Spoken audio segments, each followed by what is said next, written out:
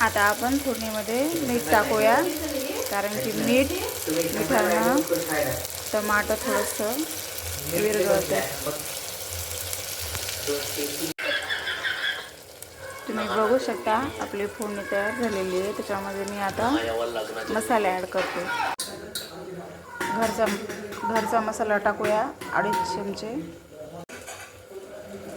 आता टाकूया 2 चमचे अंबारी मसाला आणि अर्धा चमचा मसाला किचन किंग मसाला टाकूया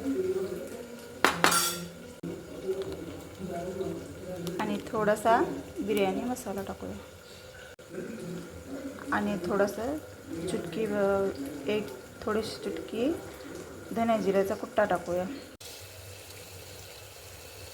तर बघा सगळे मसाले ॲड केले याच्यामध्ये. आता थोडं 10 मिनटं मसाला तळू देऊ.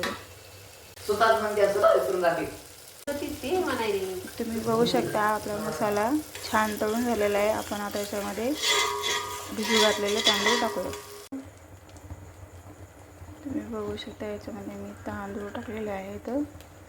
थोडं 5 मिनिट आपण तांदूळ शिजू देऊ. आता आपण खिचडीमध्ये टाकूया पाणी.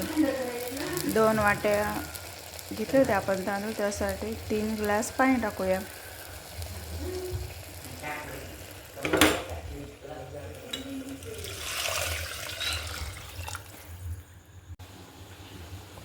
तुम्ही बघू शकता खिचडीला किती छान उकळी आली.